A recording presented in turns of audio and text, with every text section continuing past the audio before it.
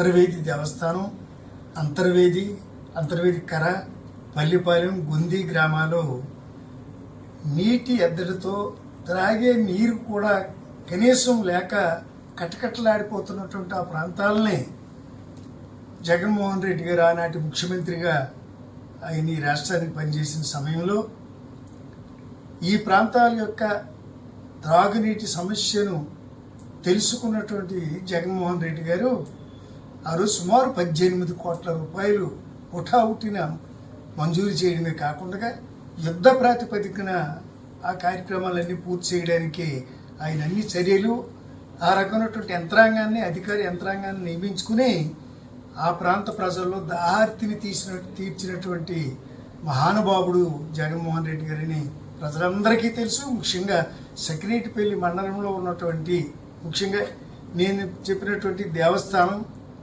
దేవస్థానానికి అనుబంధంగా ఉన్నటువంటి గ్రామాలుగా ఉన్నటువంటి అంతర్వేది కర కానీ, పల్లిపాలెం కానీ, గొంది కానీ లాంటి గ్రామాల యొక్క ఆ స్థితిని, ఆనాటి ఆ యొక్క పరిస్థితులను గమనించినటువంటి జగన్మోహన్ రెడ్డి గారు యుద్ధ ప్రాతిపదికన 8 మాసాల్లో ఈ బృహత్తరమైనటువంటి ఈ ప్రాజెక్టును పూర్తి చేయాలి, వాళ్ళకు త్రాగునీరు అందించాలి అన్నటువంటి లక్ష్యంతో పనిచేశారు. పూర్తయి సుమారు 6-7 మాసాలు అయిపోయింది అప్పుడే.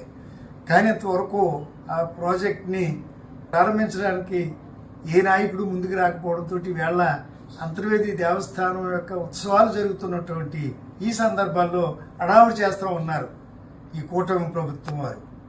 ఆ జగన్మోహన్ రెడ్డి గారు పూర్తి ఇచ్చినటువంటి ఆ నిధులు, వాటిని పూర్తి చేసిన అనంతరం వస్తున్నటువంటి ఆయన చేసినటువంటి ఆ బృహత్తరమైనటువంటి ఆ కార్యక్రమాలని దొంగిలించడమే మా లక్ష్యం.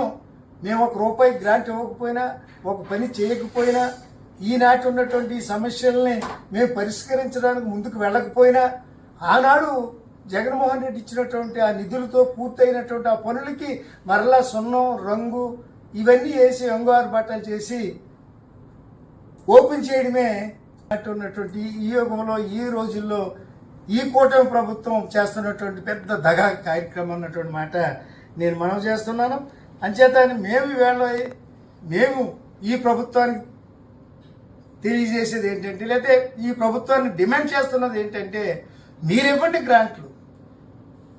మీరు సమానకరమైనటువంటి అనేక కార్యక్రమాలు ఈ ప్రభుత్వ హయాంలో జరుగుతూ ఉంటే, మరి అంతర్వేది దేవస్థానం రండి, దేవుణ్ణి కొలవండి, దేవుణ్ణి మొక్కుకోండి, ఆ లక్ష్మీనరసింహస్వామి వారిని పూజించి వెళ్ళండి. ప్రతి ఒక్కరూ కూడా హర్షిస్తాం. మేమందరం వెళ్ళినటువంటి వాళ్ళమే, ఇప్పటికీ కూడా వెళ్తా ఉంటున్నాం మేము. అంచేత ఇది ఆనాడు జగన్మోహన్ రెడ్డి గారు ఇచ్చినటువంటి ఆ గ్రాంట్ అయిపోయింది, పూర్తయిపోయింది, పని అయిపోయింది.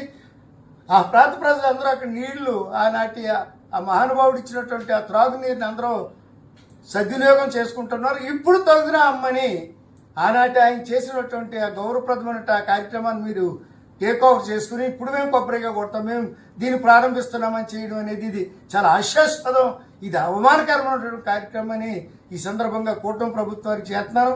మీరు కానీ, మీ ముఖ్యమంత్రి కానీ, మీ ఉప ముఖ్యమంత్రి కానీ, లేకపోతే ఇంకా మంత్రులు కానీ ఎవరైనా మీరు వచ్చి కొబ్బరికాయ కొట్టి ప్రారంభించి ఇదిగో మా శిలాపాలకు మేము ఇస్తున్నాం అని చెప్పి ప్రజల ముందు ఆ కార్యక్రమాన్ని ఇనాగ్రేట్ చేసుకుని మీరు ముందుకు వెళ్ళి పూర్తయింది అని వేళ మీరు ప్రారంభించిన ప్రజలు హర్షిస్తారు. కానీ ఇలాంటిది క్రెడిట్ చోరీలు, ఈ రకమైనటువంటి దోపిడీ, ఈ రకమైనటువంటి దౌర్జన్యపూరితమైనటువంటి కార్యక్రమాలు చేస్తే ప్రజలు సహించరు.